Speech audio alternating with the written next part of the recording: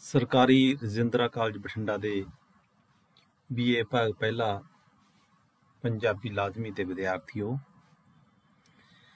ਤੁਹਾਡੇ ਸਿਲੇਬਸ ਦੇ ਵਿੱਚ ਸ਼ਾਮਲ ਕੀਤੀ ਗਈ ਪਾਠ ਪੁਸਤਕ ਸੂਰਜ ਮੰਦਰ ਦੀਆਂ ਪੌੜੀਆਂ, ਜਿਸ ਦੇ ਲੇਖਕ ਡਾਕਟਰ ਸੁਰਜੀਤ ਪਾਤਰ ਜੀ ਹਨ। ਉਸ ਪਾਠ ਪੁਸਤਕ ਦੇ ਵਿੱਚੋਂ ਅਗਲਾ ਚੈਪਟਰ ਕੁਲਵੰਤ ਸਿੰਘ ਵਿਰਕ ਬਾਰੇ ਹੈ। ਇਸ ਚੈਪਟਰ ਦਾ ਨਾਂ ਕੁਲਵੰਤ ਸਿੰਘ ਵਿਰਕ ਦੀ ਸੁਹਬਤ। ਵਿਦਿਆਰਥੀਓ, ਜਿਵੇਂ ਕਿ ਤੁਹਾਨੂੰ ਪਹਿਲਾਂ ਦੱਸਿਆ ਗਿਆ ਸੀ, ਸੁਰਜੀਤ ਪਾਤਰ ਨੇ ਸੂਰਜ ਮੰਦਰ ਦੀਆਂ ਪੌੜੀਆਂ ਦੇ ਵਿੱਚ ਵੱਖ-ਵੱਖ ਤਰ੍ਹਾਂ ਦੇ ਨਿਬੰਧ ਪੇਸ਼ ਕੀਤੇ ਹੈ। ਵੱਖ-ਵੱਖ ਵਿਸ਼ਿਆਂ ਨਾਲ ਸੰਬੰਧਿਤ ਇਹਨਾਂ ਨਿਬੰਧਾਂ ਦੇ ਵਿੱਚ ਬਹੁਤ ਸ਼ਾਨਦਾਰ ਜਾਣਕਾਰੀ ਦਿੱਤੀ ਗਈ ਹੈ, ਬਹੁਤ ਵਧੀਆ ਜਾਣਕਾਰੀ ਦਿੱਤੀ ਗਈ ਹੈ। ਇੱਕ ਪਾਸੇ ਸਾਡੇ ਜਿਹੜੇ ਪੰਜਾਬੀ ਦੇ ਪ੍ਰਮੁੱਖ ਲੇਖਕ ਹੈ, ਕਵੀ ਹੈ, ਕਹਾਣੀਕਾਰ ਹੈ, ਆਲੋਚਕ ਹੈ ਜਾਂ ਨਾਵਲਕਾਰ ਹੈ, ਉਹਨਾਂ ਦੀ ਚਰਚਾ ਕੀਤੀ ਗਈ ਹੈ, ਉਹਨਾਂ ਨਾਲ ਬਿਤਾਏ ਗਏ ਪਲਾਂ ਦੀ ਗੱਲ ਕੀਤੀ ਗਈ ਹੈ। ਦੂਸਰੇ ਪਾਸੇ ਲੇਖਕ ਨੇ ਦੁਨੀਆ ਦੇ ਹੋਰ ਲੇਖਕਾਂ ਦਾ ਜ਼ਿਕਰ ਵੀ ਇਸ ਪਾਠ ਪੁਸਤਕ ਦੇ ਵਿੱਚ ਕੀਤਾ ਹੈ, ਜਾਂ ਹੋਰ ਤਰ੍ਹਾਂ ਦੀਆਂ ਜਾਣਕਾਰੀਆਂ ਵੀ ਇਸ ਪਾਠ ਪੁਸਤਕ ਦੇ ਵਿੱਚ ਦਿੱਤੀਆਂ। ਕੁਲਵੰਤ ਵਿਰਕ ਦੇ ਬਾਰੇ ਜਿਹੜਾ ਚੈਪਟਰ ਸ਼ਾਮਲ ਕੀਤਾ ਗਿਆ, ਇਸ ਦੇ ਬਾਰੇ ਗੱਲ ਕਰਨ ਤੋਂ ਪਹਿਲਾਂ ਅਸੀਂ ਕੁਲਵੰਤ ਵਿਰਕ ਬਾਰੇ ਥੋੜ੍ਹੀ ਜਿਹੀ ਗੱਲ ਕਰ ਲਈਏ। ਕੁਲਵੰਤ ਵਿਰਕ ਪੰਜਾਬੀ ਸਾਹਿਤ ਦਾ ਬਹੁਤ ਹੀ ਮਹੱਤਵਪੂਰਨ ਕਹਾਣੀਕਾਰ ਹੋਇਆ। ਪੰਜਾਬੀ ਕਹਾਣੀ ਉਸ ਦੇ ਪ੍ਰਵੇਸ਼ ਦੇ ਨਾਲ ਇੱਕ ਨਵੀਂ ਬੁਲੰਦੀ ਤੇ ਪਹੁੰਚ ਜਾਂਦੀ ਹੈ। ਉਹਨਾਂ ਦੀਆਂ ਬਹੁਤ ਸਾਰੀਆਂ ਕਹਾਣੀਆਂ ਜਿਹੜੀਆਂ ਸਧਾਰਨ ਜਿਹੇ ਵਿਸ਼ੇ ਨੂੰ ਲੈ ਕੇ ਤੁਰਦੀਆਂ, ਪਰ ਉਹਨਾਂ ਦਾ ਜਿਹੜਾ ਨਿਭਾਅ ਹੈ ਬਹੁਤ ਉੱਚ ਪਾਏ ਦਾ ਹੁੰਦਾ ਹੈ। ਉਹਨਾਂ ਦੀਆਂ ਕਹਾਣੀਆਂ ਦੇ ਵਿੱਚ ਖੱਬਲ, ਜਿਹੜੀ ਕਿ ਤੁਸੀਂ ਇੱਦੋਂ ਪਹਿਲੇ ਸਮੈਸਟਰ ਦੇ ਵਿੱਚ ਆਪਾਂ ਉਹਦੇ ਬਾਰੇ ਗੱਲ ਕੀਤੀ ਸੀ, ਕੁਲਵੰਤ ਵਿਰਕ ਦੀ ਕਹਾਣੀ ਖੱਬਲ। ਜਾਂ ਫਿਰ ਵਿਦਿਆਰਥੀਓ, ਉਹਨਾਂ ਦੀਆਂ ਹੋਰ ਕਹਾਣੀਆਂ ਜਿਨ੍ਹਾਂ ਦੇ ਵਿੱਚ ਧਰਤੀ ਹੇਠਲਾ ਬਲਦ, ਇਹਦੇ ਬਾਰੇ ਵੀ ਬਹੁਤ ਚਰਚਾ ਹੋਈ ਹੈ। ਪੰਜਾਬੀ ਦੀ ਹੀ ਨਹੀਂ, ਸਮੁੱਚੀ ਦੁਨੀਆ ਦੇ ਸਾਹਿਤ ਦੇ ਵਿੱਚ ਵੀ ਇਸ ਤਰ੍ਹਾਂ ਦੀਆਂ ਕਹਾਣੀਆਂ ਬਹੁਤ ਘੱਟ ਦੇਖਣ ਨੂੰ ਮਿਲਦੀਆਂ। ਔਰ ਕੁਲਵੰਤ ਵਿਰਕ ਦੀ ਇੱਕ ਹੋਰ ਕਹਾਣੀ ਤੂੜੀ ਦੀ ਪੰਡ, ਇਹ ਸਾਰੀਆਂ ਕਹਾਣੀਆਂ ਅਸਲ ਦੇ ਵਿੱਚ ਉਹਦੇ ਵੱਖ-ਵੱਖ ਕਹਾਣੀ ਸੰਗ੍ਰਹਿਾਂ ਦੇ ਵਿੱਚੋਂ ਸ਼ਾਮਲ ਕੀਤੀਆਂ ਗਈਆਂ ਨੇ। ਇੱਥੇ ਵਿਦਿਆਰਥੀਓ, ਕੁਲਵੰਤ ਵਿਰਕ ਬਾਰੇ ਜ਼ਿੰਦਗੀ ਦੇ ਕੁਛ ਪਲ ਜਿਹੜੇ ਕਹਾਣੀਕਾਰ ਨਾਲ ਲੇਖਕ ਨੇ ਬਤਾਏ ਆ, ਉਹਨਾਂ ਦਾ ਜ਼ਿਕਰ ਸੁਰਜੀਤ ਪਾਤਰ ਕਰਦਾ। ਹੁਣ ਆਪਾਂ ਇਸ ਪਾਠ ਪੁਸਤਕ ਦੇ ਵਿੱਚ ਸ਼ਾਮਲ ਕੀਤੇ ਗਏ ਇਸ ਨਿਬੰਧ ਦੇ ਵਿਸ਼ੇ ਨੂੰ ਦੇਖਦੇ ਹਾਂ, ਫਿਰ ਇਸ ਦੇ ਵਿੱਚ ਉੱਭਰਨ ਵਾਲੇ ਮੁੱਖ ਕੁਐਸਚਨਾਂ ਦੀ ਗੱਲ ਵੀ ਨਾਲ ਨਾਲ ਕਰਦੇ ਰਹਾਂਗੇ। ਕੁਲਵੰਤ ਵਿਰਕ ਦੀ ਸੁਹਬਤ। ਲੇਖਕ ਕਹਿੰਦਾ, ਮੈਂ ਜਲੰਧਰ ਜਾਣਾ ਸੀ। ਵਿਰਕ ਸਾਹਿਬ ਕਹਿਣ ਲੱਗੇ, ਮੇਰੇ ਵੱਲ ਆ ਜਾਈਂ, ਇਕੱਠੇ ਹੀ ਚੱਲਾਂਗੇ। ਮੈਂ ਗਿਆ ਤਾਂ ਉਹਨਾਂ ਨੇ ਆਪਣੇ ਡਰਾਈਵਰ ਬਲਵੀਰ ਨੂੰ ਡਿਪਾਰਟਮੈਂਟ ਦੀ ਕਾਰ ਕੱਢਣ ਨੂੰ ਕਿਹਾ। ਮੈਂ ਕਾਰ ਵਿੱਚ ਬੈਠ ਗਿਆ ਤਾਂ ਵਿਰਕ ਸਾਹਿਬ ਕਹਿਣ ਲੱਗੇ, ਜਲੰਧਰ ਵਾਲਾ ਮੂੰਹ ਨਾ ਬਣਾ ਕੇ ਬੈਠੀ, ਬਲਵੀਰ ਆਪਾਂ ਨੂੰ ਬੱਸ ਚੜਾਉਣ ਚੱਲਿਆ। ਮੈਂ ਜਲੰਧਰ ਵਾਲਾ ਮੂੰਹ ਹੀ ਬਣਾ ਕੇ ਬੈਠਾ ਸਾਂ, ਪਰ ਕਾਰ ਵਿੱਚ ਜਲੰਧਰ ਜਾਣ ਤੋਂ ਵੱਧ ਮੈਨੂੰ ਵਿਰਕ ਸਾਹਿਬ ਦੀ ਗੱਲ ਦਾ ਮਜ਼ਾ ਆਇਆ। ਇਹ ਉਹਨਾਂ ਦਿਨਾਂ ਦੀ ਗੱਲ ਹੈ ਜਦੋਂ ਕੁਲਵੰਤ ਸਿੰਘ ਵਿਰਕ ਪੰਜਾਬ ਖੇਤੀਬਾੜੀ ਯੂਨੀਵਰਸਿਟੀ ਦੇ ਸੰਚਾਰ ਕੇਂਦਰ ਦੇ ਮੁਖੀ ਹੁੰਦੇ ਸਨ, ਤੇ ਮੈਂ ਉਸੇ ਯੂਨੀਵਰਸਿਟੀ ਦੇ ਭਾਸ਼ਾਵਾਂ ਤੇ ਸੱਭਿਆਚਾਰ ਵਿਭਾਗ ਵਿੱਚ ਲੈਕਚਰਰ ਸਾਂ। ਇਹ ਪੰਜਾਬ ਯੂਨੀਵਰਸਿਟੀ ਲੁਧਿਆਣੇ ਦੀ ਗੱਲ ਹੈ, ਖੇਤੀਬਾੜੀ ਯੂਨੀਵਰਸਿਟੀ ਜਿਹੜੀ ਲੁਧਿਆਣੇ, ਉਹਦੀ ਗੱਲ ਕਰ ਰਿਹਾ। ਕੁਲਵੰਤ ਸਿੰਘ ਵਿਰਕ ਕੋਲ ਬੈਠ ਕੇ ਉਸ ਨਾਲ ਗੱਲਾਂ ਕਰਨੀਆਂ ਇੱਕ ਬਡਮੁੱਲਾ ਅਨੁਭਵ ਹੁੰਦਾ ਸੀ। ਉਹਦੀ ਹਰ ਗੱਲ, ਜਿਵੇਂ ਕਹਿੰਦੇ ਨੇ, ਨਿਸ਼ਾਨੇ ਦਾ ਤੀਰ ਹੁੰਦੀ, ਦੋ ਹਰਫੀ, ਵਿਅੰਗਮਈ, ਝੁੰਧਿਆ ਕੇ ਚਾਨਣ ਕਰ ਦੇਣ ਵਾਲੀ। ਇਸੇ ਕਰਕੇ ਉਹ ਦਫ਼ਤਰੀ ਮੀਟਿੰਗਾਂ ਵਿੱਚ ਖੜੇ ਖੜੇ ਨਿਪਟਾ ਲੈਂਦੇ। ਦਫ਼ਤਰੀ ਮੀਟਿੰਗਾਂ ਜਿਹੜੀਆਂ ਹੁੰਦੀਆਂ ਸੀ ਨਾ, ਉਹਨਾਂ ਨੂੰ ਕਹਿੰਦਾ ਖੜੇ ਖੜੇ ਨਿਪਟਾ ਲੈਂਦੇ, ਕੋਈ ਬਹੁਤਾ ਲੰਬਾ ਨਹੀਂ ਖਿੱਚਦੇ ਸੀ, ਟੂ ਦਾ ਪੁਆਇੰਟ ਗੱਲ ਕਰਦੇ ਸੀ, ਵਿਸ਼ੇ ਨੂੰ ਲੈਂਦੇ ਸੀ, ਉਹਦੀ ਗੱਲ ਕਰਦੇ ਸੀ, ਨਿਪਟਾ ਦਿੰਦੇ ਸੀ। ਉਸਨੇ ਜਿਵੇਂ ਕਿਤਾਬਾਂ ਨੂੰ, ਜ਼ਿੰਦਗੀ ਨੂੰ ਤੇ ਆਪਣੇ ਅਨੁਭਵਾਂ ਨੂੰ ਰਲਾ ਕੇ ਕਸੀਦ ਕੀਤਾ ਹੋਇਆ ਸੀ। ਇੱਕ ਕਸੀਦਣਾ ਹੁੰਦਾ, ਰਸ ਕੱਢ ਲੈਣਾ, ਜ਼ਿੰਦਗੀ ਦਾ ਨਿਚੋੜ। ਉਸਦੀ ਗੱਲ ਦਾ ਇੱਕ ਕਤਰਾ ਹੀ ਸਰੂਰਨ ਲਈ ਕਾਫੀ ਹੁੰਦਾ। ਉਹ ਕਿਸੇ ਸਥਿਤੀ ਨੂੰ, ਕਿਸੇ ਬੰਦੇ ਨੂੰ ਇੱਕ ਵਿਨੋਦੀ ਵਾਕ ਵਿੱਚ ਬਦਲ ਦਿੰਦਾ ਤੇ ਹੱਸ ਪੈਂਦਾ। ਇੱਕ ਦਿਨ ਨਿਰੁਪਮਾ ਦੱਤ ਦੀ ਗੱਲ ਚੱਲੀ ਤਾਂ ਵਿਰਕ ਉਸਦੇ ਭੋਲੇਪਨ ਦੀ ਸਿਫਤ ਕਰਦਿਆਂ ਕਹਿਣ ਲੱਗਾ, she is still capable of being deceived. ਇਸ ਖੂਬਸੂਰਤ ਅੰਗਰੇਜ਼ੀ ਵਾਕ ਦਾ ਪੰਜਾਬੀ ਅਨੁਭਵ ਸੌਖਾ ਨਹੀਂ। ਸਿਰਫ ਇੰਨਾ ਹੀ ਕਹਿ ਸਕਦੇ ਹਾਂ ਕਿ ਉਸ ਵਿੱਚ ਅਜੇ ਵੀ ਧੋਖਾ ਖਾਣ ਜੋਗਾ ਭੋਲਾਪਣ ਹੈ। ਉਹਦੇ ਭੋਲੇਪਨ ਦੀ, ਨਿਰੁਪਮਾ ਦੱਤ ਦੇ ਭੋਲੇਪਨ ਦੀ ਗੱਲ ਕਰਦਾ ਕਿ ਉਸ ਵਿੱਚ ਅਜੇ ਵੀ ਧੋਖਾ ਖਾਣ ਜੋਗਾ ਭੋਲਾਪਣ ਹੈ, ਵੀ ਉਹ ਅਜੇ ਵੀ ਭੋਲੀ ਹੈ ਵਿਚਾਰੀ। ਕੋਈ ਵੀ ਬੰਦਾ ਉਹਨੂੰ, ਕੋਈ ਵੀ ਇਨਸਾਨ ਉਹਨੂੰ ਧੋਖਾ ਦੇ ਸਕਦਾ ਹੈ। ਵਿਰਕ ਨੂੰ ਗੱਲਾਂ ਕਰਨ ਤੇ ਸੁਣਨ ਦਾ ਬਹੁਤ ਸ਼ੌਕ ਸੀ, ਪਰ ਉਹ ਬਹੁਤ ਘੱਟ ਲੋਕਾਂ ਨਾਲ ਖੁੱਲਦਾ ਸੀ। ਜਿਨ੍ਹਾਂ ਨਾਲ ਖੁੱਲਦਾ ਸੀ ਉਹਨਾਂ ਦੀ ਸੁਹਬਤ ਵਿੱਚ ਬਹੁਤ ਹੱਸਦਾ ਤੇ ਬਹੁਤ ਗੱਲਾਂ ਕਰਦਾ। ਇੱਕ ਐਤਵਾਰ ਗੁਰਬਚਨ ਮੇਰੇ ਕੋਲ ਆਇਆ ਹੋਇਆ ਸੀ। ਗੁਰਬਚਨ ਵੀ ਇੱਕ ਲੇਖਕ ਹੀ ਹੈ, ਪੰਜਾਬੀ ਦੇ ਲੇਖਕ ਹੋਏ ਹੈ। ਅਸੀਂ PAU ਦੇ ਬਾਹਰ ਮੇਨ ਗੇਟ ਤੇ ਘੁੰਮ ਰਹੇ ਸਾਂ। ਪੰਜਾਬ ਯੂਨੀਵਰਸਿਟੀ ਲੁਧਿਆਣਾ, ਖੇਤੀਬਾੜੀ ਯੂਨੀਵਰਸਿਟੀ ਹੈ ਜਿਹੜੀ, ਉਹਦੀ ਗੱਲ ਹੀ ਕਰ ਰਹੇ ਆ। ਬੱਸ ਸਟੈਂਡ ਵੱਲ ਜਾਂਦਾ ਇੱਕ ਆਟੋ ਸਾਡੇ ਕੋਲ ਰੁਕਿਆ। ਉਸ ਵਿੱਚੋਂ ਵਿਰਕ ਉਤਰਿਆ। ਅਸੀਂ ਪੁੱਛਿਆ ਕਿੱਥੇ ਚੱਲੇ ਸੀ? ਕਹਿਣ ਲੱਗਾ ਜਲੰਧਰ ਚੱਲਿਆ ਸੀ ਪ੍ਰੇਮ ਪ੍ਰਕਾਸ਼ ਨੂੰ ਨਾਲ ਗੱਲਾਂ ਕਰਨ। ਹੁਣ ਤੁਸੀਂ ਮਿਲ ਪਏ ਹੋ, ਹੁਣ ਜਲੰਧਰ ਕੀ ਕਰਨਾ ਜਾਣਾ ਹੈ? ਆਓ ਕਿਤੇ ਬੈਠਦੇ ਹਾਂ। ਅਸੀਂ ਐਮਬੈਸਟਡ ਹੋਟਲ ਵਿੱਚ ਬੈਠ ਗਏ। ਕਹਾਣੀਆਂ, ਬੰਦਿਆਂ, ਸਮਿਆਂ ਤੇ ਮਾਸ਼ਕਿਆਂ ਦੀਆਂ ਗੱਲਾਂ ਕਰਦਿਆਂ ਸ਼ਾਹ ਵੇਲਾ ਲੋਢਾ ਵੇਲਾ ਹੋ ਗਿਆ। ਸ਼ਾਹ ਵੇਲਾ ਇੱਕ ਕਹਾਣੀ ਵੀ ਹੈ ਵਿਦਿਆਰਥੀ ਦੀ।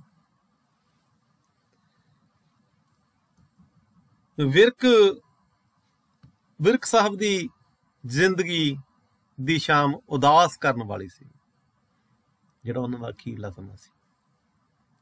ਵਿਰਕ ਦੀ ਜ਼ਿੰਦਗੀ ਦਾ ਅੰਤ ਉਸਦੀਆਂ ਕਹਾਣੀਆਂ ਵਰਗਾ ਨਹੀਂ ਸੀ। ਉਹਦੀਆਂ ਕਹਾਣੀਆਂ ਦਾ ਅੰਤ ਦਾ ਬੜਾ ਠੋਕ ਵਜਾ ਕੇ ਹੁੰਦਾ, ਬੜਾ ਉੱਚ ਪਾਏ ਦਾ ਹੁੰਦਾ ਹੈ। ਇਸ ਦੇ ਕਾਰਨ ਉਸਦੀ ਸ਼ਖਸੀਅਤ ਵਿੱਚ ਸਨ, ਉਸਦੇ ਰਿਸ਼ਤਿਆਂ ਵਿੱਚ, ਉਸਦੇ ਚੇਤਨ ਵਿੱਚ, ਉਸਦੇ ਅਵਚੇਤਨ ਵਿੱਚ, ਸਰੀਰ ਦੇ ਹਾਰਡਵੇਅਰ ਵਿੱਚ ਤਾਂ ਮਾਨਸਿਕਤਾ ਦੇ ਸੌਫਟਵੇਅਰ ਵਿੱਚ। ਕਹਿੰਦਾ ਜਾਂ ਤਾਂ ਉਹਦੇ ਸਰੀਰ ਦੇ ਹਾਰਡਵੇਅਰ ਵਿੱਚ ਸੀਗੀਆਂ ਚੀਜ਼ਾਂ ਜਾਂ ਮਾਨਸਿਕਤਾ ਦੇ ਸੌਫਟਵੇਅਰ ਵਿੱਚ। ਕੁਝ ਛੁਪਿਆ ਹੋਇਆ ਸੀ ਜੋ ਪ੍ਰਗਟ ਹੋਇਆ। ਕਿਉਂ ਸਾਡੀ ਪਰਿਵਾਰਕ ਜ਼ਿੰਦਗੀ ਤੇ ਸਮਾਜਿਕ ਬਣਤਰ ਵਿੱਚ ਵਿਰਕ ਜਿਹੇ ਖਰੇ ਬੰਦੇ ਵੀ ਪਾਰਦਰਸ਼ੀ ਨਹੀਂ ਹੋ ਸਕੇ? ਕੀ ਅਸੀਂ ਪਾਰਦਰਸ਼ਤਾ ਦੀ ਤਾਬ ਝੱਲ ਨਹੀਂ ਸਕਦੇ? ਨਹੀਂ ਜਾਣਦਾ, ਪਰ ਵਿਰਕ ਦਾ ਅੰਤ ਸੋਚ ਕੇ ਉਦਾਸ ਹੋ ਜਾਂਦਾ। ਗੁਲਜ਼ਾਰ ਸਿੰਘ ਸੰਧੂ ਹੋਰਾਂ ਦੱਸਿਆ ਸੀ ਕਿ ਰੰਧਾਵੇ ਦੀ ਮੌਤ ਤੇ ਵਿਰਕ ਕਹਿਣ ਲੱਗਾ, ਬੜੀ ਵਧੀਆ ਮੌਤ ਹੈ, ਅਧਰੰਗ ਦੇ ਰੋਗੀਆਂ ਵਾਂਗ ਲਾਚਾਰ ਹੋ ਕੇ, ਜਾਂ ਤਾਂ ਕਿੰਨੀ ਮਾੜੀ ਗੱਲ ਸੀ। ਕਹਿੰਦਾ ਜੇ ਅਧਰੰਗ ਦੇ ਰੋਗੀਆਂ ਵਾਂਗ ਲਾਚਾਰ ਹੋ ਜਾਂਦਾ ਤਾਂ ਬੜੀ ਮਾੜੀ ਗੱਲ ਹੋਣੀ ਸੀ, ਇਹਦੀ ਤਾਂ ਮੌਤ ਹੀ ਬੜੀ ਸ਼ਾਨਦਾਰ ਹੈ। ਕਹਿੰਦਾ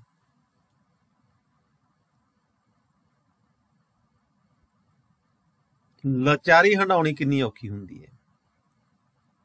ਇਸ ਤੋਂ 19ਵੇਂ ਦਿਨ ਵਿਰਕ ਲਾਚਾਰ ਹੋ ਗਿਆ। ਵਿਰਕ ਨੂੰ ਪਿਆਰ ਕਰਨ ਵਾਲੇ ਸਾਰੇ ਬਹੁਤ ਉਦਾਸ ਹੋਏ।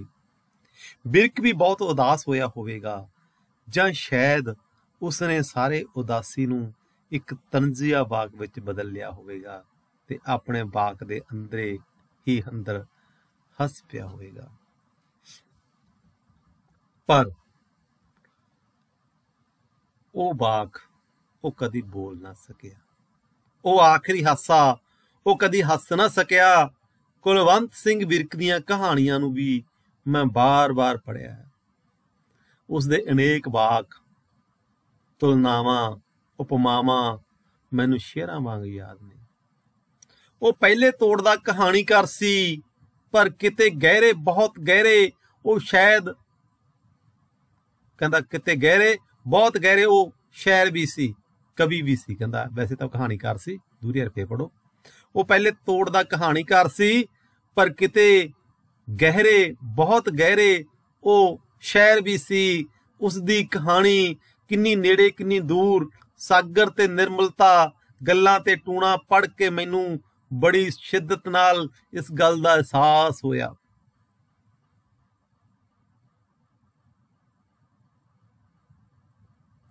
ਕਹਿੰਦਾ ਉਹਦੀਆਂ ਜਿਹੜੀਆਂ ਕਹਾਣੀਆਂ ਸੀਗੀਆਂ ਉਹਨਾਂ ਦਾ ਜ਼ਿਕਰ ਕੀਤਾ 2-4 ਵਾਰ।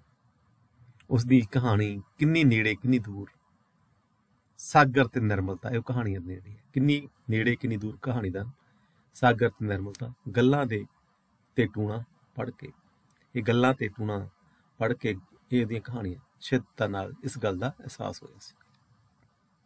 ਸਭ ਤੋਂ ਪਹਿਲਾਂ ਮੈਂ ਉਸ ਦੀਆਂ ਤੁਲਨਾਵਾਂ ਵੱਲ ਖਿੱਚਿਆ ਗਿਆ। ਉਸ ਦੀ ਤੁਲਨਾ ਬੜੀ ਵਿਲੱਖਣ, ਮੌਲਿਕ ਤੇ ਦੇਸੀ ਹੁੰਦੀ। ਉਸਦੇ ਵਾਕ ਬਹੁਤ ਸੋਹਣੇ ਹੁੰਦੇ।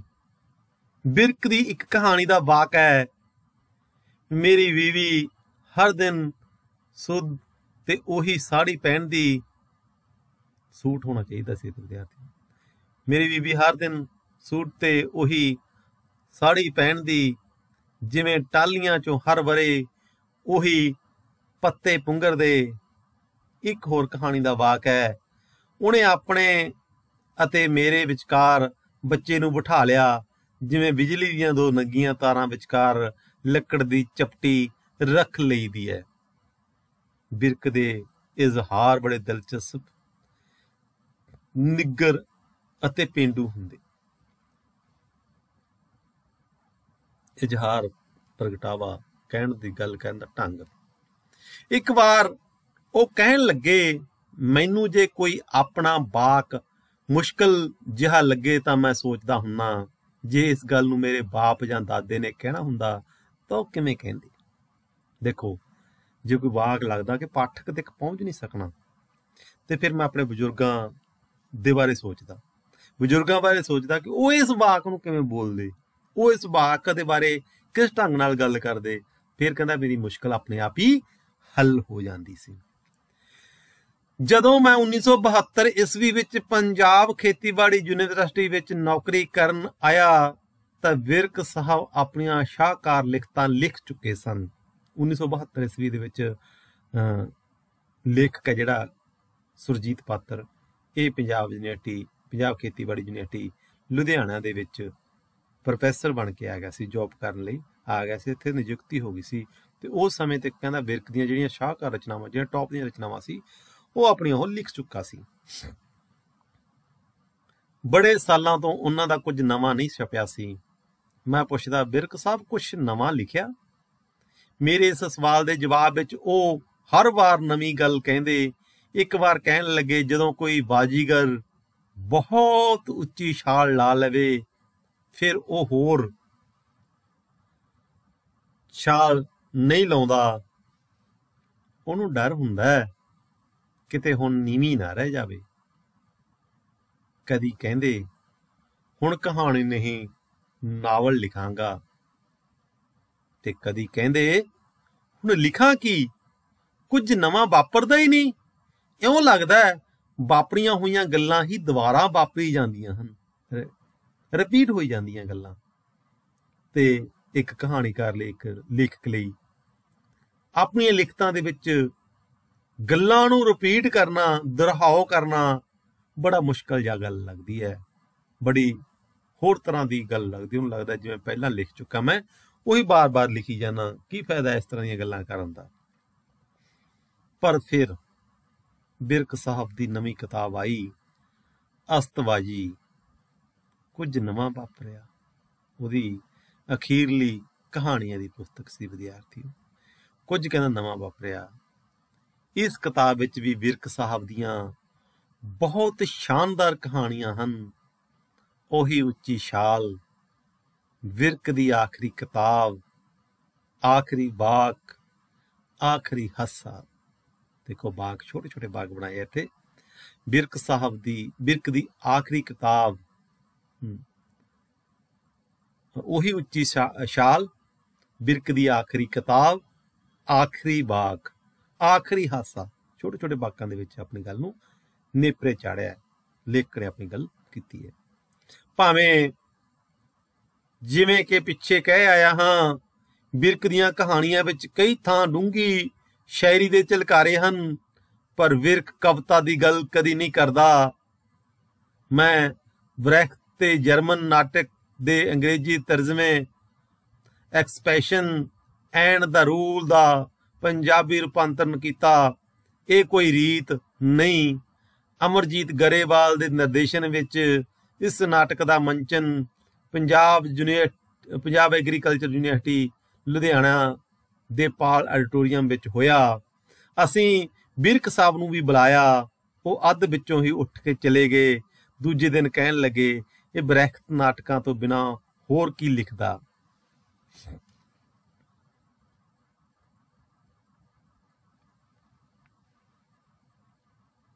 ਮੈਂ ਕਿਹਾ ਕਵਿਤਾ। ਬਿਰਕ ਸਾਹਿਬ ਹੱਸ ਪਏ, ਕਹਿਣ ਲੱਗੇ, ਤਾਂ ਹੀ ਇਹੋ ਜਿਹਾ ਕੰਮ ਕੋਈ ਕਵੀ ਹੀ ਕਰ ਸਕਦਾ ਹੈ। ਦਰਿਆ ਪਾਰ ਕਰਨ ਤੋਂ ਪਹਿਲਾਂ ਉਹ ਕੰਢੇ ਤੇ ਖੜੋ ਕੇ ਗੀਤ ਕਿਉਂ ਗਾਉਂਦੇ ਨੇ। ਪਰ ਇੱਕ ਦਿਨ ਬਿਰਕ ਸਾਹਿਬ ਨੇ ਇੱਕ ਕਵਿਤਾ ਦੀ ਤੁਕ ਕੋਟ ਕੀਤੀ। ਕੈਨੇਡਾ ਤੋਂ ਜਸਵੰਤ ਰਾਮਪੁਰੀ ਆਇਆ। ਪੰਜਾਬੀ ਭਵਨ ਵਿੱਚ ਛੋਟੀ ਜਿਹੀ ਸਾਹਿਤਕ ਇਕੱਤਰਤਾ ਹੋਈ। ਇਕੱਤਰਤਾ ਤੋਂ ਬਾਅਦ ਜਸਵੰਤ ਰਾਮਪੁਰੀ ਨੇ ਸਾਰੇ ਲੇਖਕਾਂ ਤੇ ਸਰੋਤਿਆਂ ਨੂੰ ਗੁਲਮੋਹਰ ਹੋਟਲ ਵਿੱਚ ਪਾਰਟੀ ਦਿੱਤੀ। ਗੁਲਮੋਹਰ ਦੇ ਘਾਹਦਾਰ ਮੈਦਾਨ ਵਿੱਚ ਗੋਲ ਕਤਾਰ ਬੰਨ੍ਹ ਕੇ ਬੈਠੇ ਲੇਖਕਾਂ ਤੇ ਸਰੋਤਿਆਂ ਦੇ ਬੀਅਰ ਮੱਗ ਜਸਵੰਤ ਰਾਮਪੁਰੀ ਨੇ ਊਣੇ ਨਾ ਹੋਣ ਦਿੱਤੇ, ਜਿਵੇਂ ਚਿਰਾਂ ਦਾ ਸੁੱਕਿਆ ਖੇਤ ਸਿੰਜਿਆ ਜਾ ਰਿਹਾ ਹੋਵੇ। ਲੇਖਕਾਂ ਨੇ ਡੰਝਾਂ ਲਾਹੀਆਂ। ਹੋਟਲ ਤੋਂ ਮੁੜਦਿਆਂ ਬਿਰਕ ਸਾਹਿਬ ਕਹਿਣ ਲੱਗੇ, ਅੱਜ ਤਾਂ ਉਹ ਗੱਲ ਹੋਈ, ਮੇਰੇ ਪੁੱਤ ਦਾ ਬਾਗ ਵੀਰਾਨ ਹੋਇਆ, ਆਇਆ ਕਰਨ ਹੈ ਫੇਰ ਆਵਾਜ਼ ਕੋਈ। ਮੈਂ ਕਿਹਾ, ਕਮਾਲ ਹੈ, ਤੁਸੀਂ ਵੀ ਕਵਿਤਾ ਪੜ੍ਹਦੇ ਹੋ? ਬਿਰਕ ਸਾਹਿਬ ਹੱਸ ਪਏ, ਕਹਿਣ ਲੱਗੇ, ਪੜ੍ਹਦਾ, ਪਰ ਕੋਈ ਲਿਖੇ ਵੀ। ਬਿਰਕ ਹੋਰਾਂ ਨੂੰ ਨਵੇਂ ਕਵੀਆਂ 'ਚੋਂ ਸਿਰਫ ਮੀਸਾ ਪਸੰਦ ਸੀ। ਮੀਸੇ ਦੀਆਂ ਕਈ ਕਵਿਤਾਵਾਂ ਦਾ ਉਹਨਾਂ ਅੰਗਰੇਜ਼ੀ ਅਨੁਵਾਦ ਕੀਤਾ। ਸ਼ਾਇਦ ਤੁਸੀਂ ਯਕੀਨ ਨਾ ਕਰੋ, ਪਰ ਇਹ ਸੱਚ ਹੈ ਕਿ ਮੇਰੀ ਕਵਿਤਾ ਦੀਆਂ ਵੀ 2 ਤੁਕਾਂ ਬਿਰਕ ਸਾਹਿਬ ਨੂੰ ਯਾਦ ਸਨ, ਜਿਸ ਵਿੱਚ ਮੈਨੂੰ ਇਹ ਪਤਾ ਲੱਗਾ, ਮੈਨੂੰ ਇਉਂ ਮਹਿਸੂਸ ਹੋਇਆ ਜਿਵੇਂ ਮੈਨੂੰ ਕੋਈ ਬਹੁਤ ਵੱਡਾ ਪੁਰਸਕਾਰ ਮਿਲਿਆ ਹੋਵੇ। ਉਹ ਤੁਕਾਂ ਕੈਸੀਆਂ ਵੀ ਸਨ, ਪਰ ਉਹਨਾਂ ਦੀ ਸਭ ਤੋਂ ਵੱਡੀ ਵਿਸ਼ੇਸ਼ਤਾ ਇਹ ਹੈ ਕਿ ਉਹ ਬਿਰਕ ਸਾਹਿਬ ਨੂੰ ਲਫ਼ਜ਼ ਮੂੰਹ ਜ਼ਬਾਨੀ ਯਾਦ ਸਨ। ਬਦਨ ਦੀ ਪਰਤ ਹੀ ਪਾਸੇ ਨਾ ਹੋਈ, ਮੈਂ ਤੈਨੂੰ ਦੇਖਣਾ ਸੀ ਕੋਲ ਹੋ ਕੇ। ਇਹ ਸੁਰਜੀਤ ਪਾਤਰ ਦੀਆਂ ਕਾਵਿ ਲੈਣਾ 2। ਬਦਨ ਦੀ ਪਰਤ ਹੀ ਪਾਸੇ ਨਾ ਹੋਈ, ਮੈਂ ਤੈਨੂੰ ਦੇਖਣਾ ਸੀ ਕੋਲ ਹੋ ਕੇ। ਇਹ ਕਹਿੰਦਾ ਮੇਰੀਆਂ 2 ਕਾਵਿ ਲੈਣਾ ਜਿਹੜੀਆਂ ਸੀਗੀਆਂ ਉਹ ਕੁਲਵੰਤ ਬਿਰਕ ਨੂੰ ਯਾਦ ਸੀ। ਇੰਨੇ ਮਹਾਨ ਲੇਖਕ ਨੂੰ ਮੇਰੀ ਕਵਿਤਾ ਯਾਦ ਸੀ, ਮੈਂ ਆਪਣੇ ਆਪ ਨੂੰ ਵੀ ਬਹੁਤ ਮਹਾਨ ਸਮਝਣ ਲੱਗ ਪਿਆ। ਇਹ ਲੇਖਕ ਦਾ ਵਿਚਾਰ ਸੀ, ਇਹ ਲੇਖਕ ਗੱਲ ਕਹਿ ਰਿਹਾ। ਸੋ ਵਿਦਿਆਰਥੀਓ, ਇਸ ਤਰ੍ਹਾਂ ਦੇ ਨਾਲ ਅਸੀਂ ਸੁਰਜੀਤ ਪਾਤਰ ਦੀ ਇਸ ਕਿਤਾਬ ਸੂਰਜ ਮੰਦਰ ਦੀਆਂ ਪੌੜੀਆਂ ਦੇ ਵਿੱਚੋਂ ਕੁਲਵੰਤ ਬਿਰਕ ਵਾਲਾ ਚੈਪਟਰ ਕੀਤਾ ਅੱਜ। ਇਸ ਦੇ ਵਿੱਚੋਂ ਕੁਲਵੰਤ ਬਿਰਕ ਕਿਸ ਤਰ੍ਹਾਂ ਦਾ ਲੇਖਕ ਹੈ, ਕਿਹੜੇ ਸਾਹਿਤਕ ਰੂਪ ਦੇ ਉੱਪਰ ਆਪਣੀ ਕਲਮ ਚਲਾਉਂਦਾ ਹੈ। ਤੁਸੀਂ ਲਿਖੋਗੇ ਕਿ ਕਹਾਣੀ ਕਾਵਿ ਰੂਪ ਦੇ ਕਹਾਣੀ ਸਾਹਿਤ ਰੂਪ ਦੇ ਉੱਪਰ ਉਹ ਆਪਣੀ ਕਲਮ ਚਲਾਈ ਕਰਦਾ ਹੈ। ਕੁਲਵੰਤ ਬਿਰਕ ਦੀ ਕਹਾਣੀ ਬੜੀ ਸ਼ਾਨਦਾਰ, ਬੜੀ ਵੱਜਵੀਂ, ਬੜੀ ਵਧੀਆ ਹੁੰਦੀ ਹੈ। ਜਿੰਨੀਆਂ ਵੀ ਉਹਨੇ ਕਹਾਣੀਆਂ ਲਿਖੀਆਂ ਸੀਗੀਆਂ ਉਹਦੇ ਬਾਰੇ ਜ਼ਿਕਰ ਕਰ ਦੇਣਾ। ਬਿਰਕ ਯਾਰਾਂ ਦਾ ਯਾਰ ਸੀ, ਔਰ ਜਿਹੜੇ ਬੰਦੇ ਨਾਲ ਉਹਦੀ ਲਿਹਾਜ਼ ਸੀ ਬਹੁਤ ਹੀ ਉੱਚ ਪਾਏ ਦੇ ਨਾਲ ਉਹਨੂੰ ਨਿਭਾਉਣ ਦੀ ਕੋਸ਼ਿਸ਼ ਕਰਦਾ। ਸੋ ਇਹ ਛੋਟੇ ਛੋਟੇ ਜਿਹੜੇ ਕੁਐਸਚਨ ਹੋਣਗੇ ਬਿਰਕ ਬਾਰੇ ਪੁੱਛੇ ਜਾ ਸਕਦੇ ਆ, ਤੁਸੀਂ ਇਹਨਾਂ ਦੇ ਬਾਰੇ ਗੱਲ ਕਰੋਗੇ। ਜਾਂ ਇਹਦੇ ਚੈਪਟਰ ਦੇ ਵਿੱਚ ਜਿਹੜਾ ਟਾਈਟਲ ਦਿੱਤਾ ਗਿਆ ਉਹ ਟਾਈਟਲ ਦੇ ਕੇ ਪੁੱਛਿਆ ਜਾ ਸਕਦਾ ਕਿ ਕਿਸ ਰਾਈਟਰ ਦੀ ਗੱਲ ਕੀਤੀ ਹੈ, ਤਾਂ ਤੁਸੀਂ ਕਹੋਗੇ ਕੁਲਵੰਤ ਵਿਰਕ ਕਹਾਣੀਕਾਰ, ਪੰਜਾਬੀ ਦੇ ਕਹਾਣੀਕਾਰ ਕੁਲਵੰਤ ਵਿਰਕ ਬਾਰੇ ਇਸ ਦੇ ਵਿੱਚ ਵਿਚਾਰ ਚਰਚਾ ਗੱਲ ਹੋਈ ਹੈ। ਸੋ ਵਿਦਿਆਰਥੀਓ, ਅੱਜ ਦਾ ਜਿਹੜਾ ਲੈਕਚਰ ਆਪਾਂ ਇੱਥੇ ਖਤਮ ਕਰਦੇ ਹਾਂ। ਆਉਣ ਵਾਲੇ ਦਿਨਾਂ ਦੇ ਵਿੱਚ ਫਿਰ ਆਪਾਂ ਇਸ ਪਾਠ ਪੁਸਤਕ ਦੇ ਵਿੱਚੋਂ ਅਗਲੇ ਚੈਪਟਰਾਂ ਦੀ ਗੱਲ ਕਰਾਂਗੇ, ਅਗਲੇ ਲੈਕਚਰਾਂ ਦੀ ਗੱਲ ਕਰਾਂਗੇ। ਅੱਜ ਇੱਥੇ ਆਪਾਂ ਆਪਣੀ ਗੱਲ ਖਤਮ ਕਰਦੇ ਹਾਂ।